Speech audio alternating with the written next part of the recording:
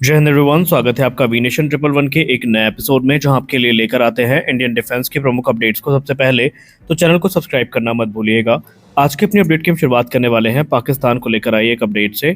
दोस्तों, पाकिस्तान में आमतौर पर आप सबको पता है कि कश्मीर का चूरन बांटा जाता है, और अभी तक हम लोगों को ये लगता था कि ये चूरन सिर्फ आम जनता तक ही सीमित है। लेकिन पाकिस्तान के सेना प्रमुख भी इसी चूरन के नशे में रहते हैं, ये हमें नहीं पता था, जो कि आज पता चला। दरअसल पाकिस्तान के सेना प्रमुख आसिम मुनीर ने कुछ ऐसी बात कही जिसके बाद से उनको काफ़ी ट्रोल भी किया जा रहा है, लेकिन पाकिस्तान के इंटेंशन भी सामने आए हैं। और पाकिस्तान के ये जो सेना प्रमुख है, इन्होंने एक सभा को संबोधित किया, जहां पर उन्होंने कहा कि हम हिंदुओं से अलग हैं, हमारा कल्चर अलग है, हमारा ट्रेडिशन अलग है। और इन्होंने ये भी अपील करी कि पाकिस्तान के हर माता पिता का ये एक फ़र्ज़ है कि वो अपने बच्चों को पाकिस्तान की उपलब्धियों की कहानियाँ सुनाएं। और इंडिया पर टिप्पणी करते हुए उन्होंने कहा कि कश्मीर जो है वो इस्लामाबाद की गले की नस है, ये पाकिस्तान से अलग नहीं हो सकता। तो यहाँ पर इस टिप्पणी के बाद से यहाँ पर मिली जुली प्रतिक्रियाएं सामने आ रही हैं। एक तरफ हिंदुओं के साथ इनकी जो हेट्रेड है, इनकी जो घृणा दृष्टि है, उसके बारे में हमें पता चल रहा है कि जब पाकिस्तान के टॉप ऑफिशियल्स ही इस लेवल के गंवार हों, तो पाकिस्तान से क्या उम्मीद किया जा सकता है। वैसे भी एक फेल्ड नेशन से हम कुछ उम्मीद नहीं कर सकते। दूसरी बात यहाँ पर यह सामने निकल के आ रही है कि कुछ लोगों का मानना है कि जिस प्रकार की अभी यहाँ भद पिटी है इनकी बलूचिस्तान में और दूसरी जगहों पर, जहाँ पर इनके सोल्जर्स को सुअर की तरह मारा जा रहा है, बीएलए के जो कह सकते हैं पहले की जो आर्मी है उसके तरफ से और टीटीपी के तरफ से, तो वहाँ पर अपनी बेइज्जती को छिपाने के लिए इस प्रकार के जो भाषण है वो इनके तरफ से दिए जा रहे हैं। लेकिन कुछ डिफेंस एनालिस्ट ये भी मानते हैं कि ये भारत के लिए एक चेतावनी है, क्योंकि पाकिस्तान के आर्मी के जो अधिकारी हैं या आर्मी चीफ का ये जो बयान है, कहीं ना कहीं इंगित करता है कि आने वाले भविष्य में वो अपनी जो कह सकते हैं गिरी हुई साख है उसको बचाने के लिए कश्मीर में कुछ भी मिस एडवेंचर करने की तैयारी कर रहे हैं, और इसके लिए भारत को पहले से ही तैयार रहना होगा। जैसा कि हम सब जानते हैं कि हाल ही में defence research and development organisation की तरफ से जो एक डायरेक्टेड एनर्जी वेपन है, जो कि 30 किलोवाट का है, इसको प्रदर्शित किया गया था, जहां पर इसने एक फिक्स्ड विंग जो ड्रोन है उसको मार गिराया था। लेकिन डीआरडीओ यही रुकने वाली नहीं है, क्योंकि defence research and development organisation को लेकर रिपोर्ट्स में बताया जा रहा है कि अब डीआरडीओ इस टेक्नोलॉजी को और एडवांस लेवल पर लेकर जा रहा है, जहां पर डीआरडीओ का प्लान ये है कि अब वो एयरबॉर्न मेगावाट ग्रेड का जो डायरेक्टेड एनर्जी वेपन है उसको विकसित कर रहे हैं। डीआरडीओ ऑफिशियल की बात माने तो ऑर्गेनाइजेशन की तरफ से ऑलरेडी 2 किलोवाट और 5 किलोवाट के जो डायरेक्टेड एनर्जी वेपन सिस्टम है, इन पर काम पूरा कर लिया गया है। इनका मुख्य उद्देश्य होगा इस छोटे स्केल के जो एप्लीकेशंस हैं उनमें यूज़ करना, जैसे कि काउंटर ड्रोन सिस्टम या काउंटर यूएवी जो रोल है उसमें इनका यूज़ किया जाएगा। इसके अलावा ज़्यादा पावरफुल यानी 25 टू 50 किलोवाट सिस्टम जो है, ये भी अपने कंप्लीट होने के अंतिम चरण में है, जिसका मुख्य तौर पर इस्तेमाल रॉकेट और आर्टिलरी सेल को काउंटर करने के लिए होगा। और डीआरडीओ इसके अलावा 100 किलोवाट और 300 किलोवाट का जो डायरेक्टेड एनर्जी वेपन सिस्टम है, इसको भी नेवल वॉरशिप्स के लिए विकसित कर रहा है, और लैंड बेस्ड एप्लीकेशन में इनका यूज़ होगा। ये एयरक्राफ्ट, मिसाइल या फिर जो ग्राउंड एसेट्स हैं इनको टारगेट कर पाएगा। लेकिन जो प्रपोज्ड मेगावाट ग्रेड का डायरेक्टेड एनर्जी वेपन है, ये काफ़ी पावरफुल होगा, और इस प्रकार का सिस्टम फिलहाल तो बनाना डीआरडीओ के लिए किसी चैलेंज से कम नहीं है। लेकिन संस्था इसको लेकर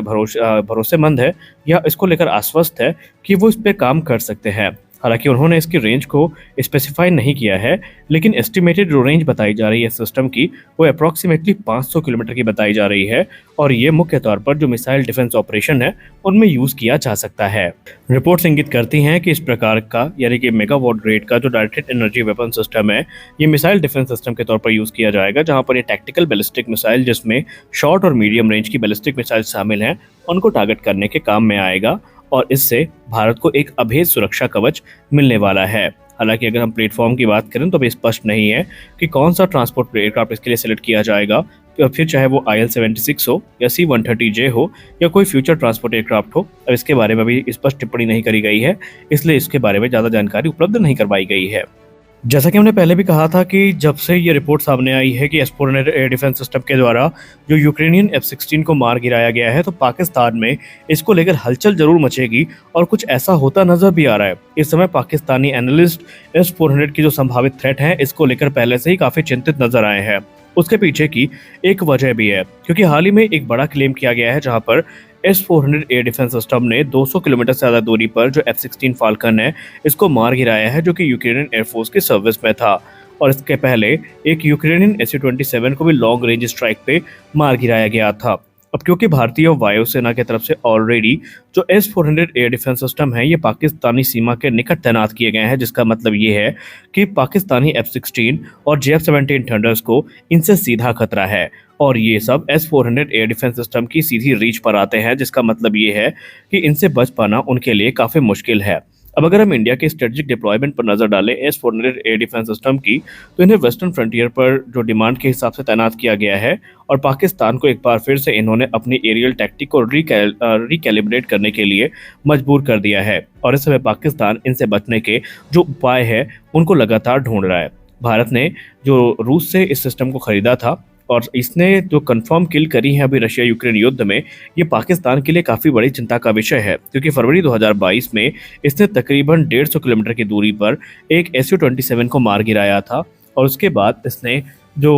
अनक्लेम्ड एक रिकॉर्ड है या अनप्रूवन एक रिकॉर्ड है, क्लेम तो रशिया की तरफ से किया गया था कि उन्होंने 200 किलोमीटर से ज़्यादा दूरी पर MiG-29 को भी मार गिराया था, लेकिन उसका कोई सबूत सामने नहीं आया। लेकिन अभी हाल ही में 12 अप्रैल 2025 को यूक्रेनियन F-16 के मार गिराए जाने की खबर सामने आई थी, जिसने सिस्टम की एबिलिटी के बारे में बताया था और ये दोनों एयरक्राफ्ट जो अभी तक कह सकते हैं रिकॉर्ड में है, इनको मारने के लिए S-400 एयर डिफेंस सिस्टम की जो 48 N6 मिसाइल है जिसकी रेंज 250 किलोमीटर है, इसका इस्तेमाल किया गया था। और अगर हम पाकिस्तान की बात करें तो पाकिस्तान के लिए बड़ी खतरे की बात तो ये है कि एक तरफ जहां 48 N6 मिसाइल की रेंज 250 किलोमीटर से ज़्यादा की है, तो ही पाकिस्तान का जो अधिकतर एयर बेस है वेस्टर्न फ्रंट में उसकी दूरी 100 से 200 किलोमीटर की ही है। यानी पाकिस्तान के लिए ये और बड़े खतरे की घंटी है और भारत ने क्योंकि लाइन ऑफ कंट्रोल पर इनको डिप्लॉय करके रखा है, तो पाकिस्तान के लिए बड़ी चिंता का विषय ये है कि जैसे ही उनके एयरक्राफ्ट वहां से उड़ान भरेंगे, तुरंत S-400 एयर डिफेंस सिस्टम को पता चल जाएगा। उसके लिए जो जिम्मेदार रडार सिस्टम है S-400 एयर डिफेंस सिस्टम का,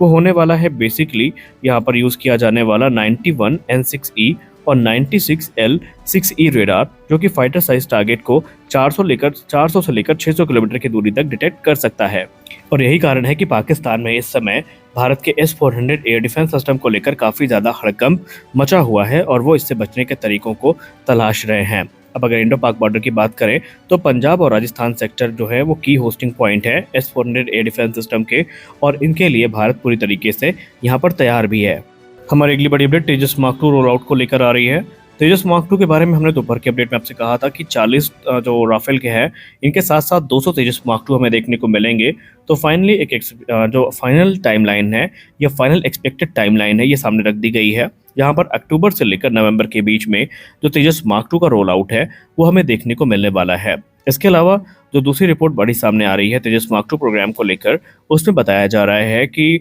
जैसे ही रोल आउट होगा उसके बाद 2025 के अंत से पहले जो ग्राउंड रन टेस्ट हैं और सिस्टम चेक हैं वो पूरे कर लिए जाएंगे। टैक्सी ट्रायल हमें दिसंबर 2025 से फरवरी 2026 तक देखने को मिलेंगे और जो पहली उड़ान है ये फरवरी से लेकर अप्रैल के बीच में हमें देखने को मिलने वाली है और जो प्रोडक्शन है 2028 से लेकर 29 के बीच में शुरू हो सकता है। तो आज के इस वीडियो में बस इतना ही। आशा करते हैं वीडियो आपको अच्छी लगी होगी। वीडियो अच्छी लगी वीडियो को लाइक करिए, नए चैनल को सब्सक्राइब करिए। मिलते हैं अगले वीडियो में कुछ और अपडेट्स के साथ, तब तक के लिए जय हिंद।